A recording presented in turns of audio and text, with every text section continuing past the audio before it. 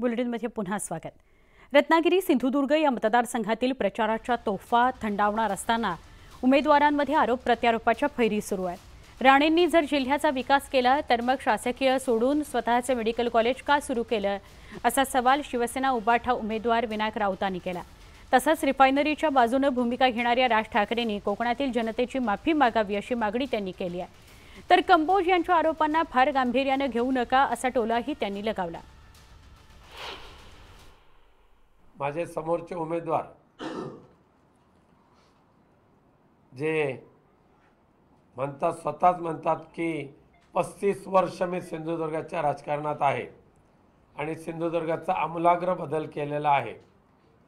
आता हेच आम्ही आमच्या सर्व पदाधिकारी शोधायला लागले दुर्बीण घेऊन की नारायण राणेंकडून सिंधुदुर्गाचा आमूलाग्र बदल झाला म्हणजे नेमकं काय झालं। तर मग कुडाळच्या MIDCत गेलो। कुडाळच्या MIDC मध्ये सुद्धा मोक्याचे सगळे भूखंड नारायण राणे पुरस्कृत भूखंड माफियांनी हडप करून ठेवलेले आहेत, अडकवून ठेवलेले आहेत। त्यानंतर पुढे आलो पडव्यामध्ये, तर ज्या SSPM जे कॉलेज आहे आणि हॉस्पिटल आहे त्या ठिकाणी सुद्धा वैद्यकीय उपचार घेणाऱ्यांची लूट केली जाते। ह्या 35 वर्षामध्ये जिल्हावासियांची मागणी होती की आम्हाला शासकीय वैद्यकीय महाविद्यालय द्या, ते त्यांनी न देता त्यांनी स्वतःचं महाविद्यालय सुरू करण्यामध्ये धन्यता मानली। इतर सगळे प्रोजेक्ट जे आहेत हे स्वतःने स्वतःच्या कुटुंबियांपुरते नारायण राणेंनी आणले। 1999 साली महसूल मंत्री असताना 42,000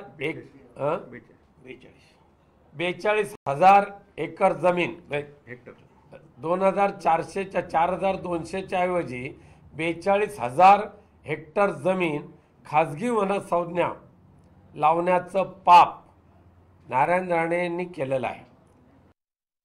पूर्वी होती 4200, त्याच्यावर फक्त 1 शून्य वाढवला, पण 1 शून्य वाढवून 42,000 म्हणजे महाराष्ट्रातल्या 64,000 पैकी केवळ आणि केवळ 42,000 हेक्टर जमीन केवळ सिंधुदुर्गमधली वन खात्यामध्ये वनसंज्ञामध्ये जाहीर केली।